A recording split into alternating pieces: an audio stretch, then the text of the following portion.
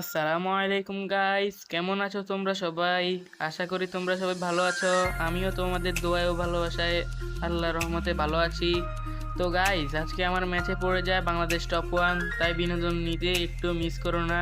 আমি একাই তাদের তিনজন টিমমেটকে মেরে দিই, তারপরেও তারা পারেনি আমার সাথে। আমি তো তাদেরকে চান্সই দিলাম না। তোমরা উপভোগ করো খেলাটা। এই সামনেই আছে বাংলাদেশ টপ ওয়ান। তাহলে দেখতে থাকো আস্তে ধীরে ভিডিওটা সুন্দরভাবে।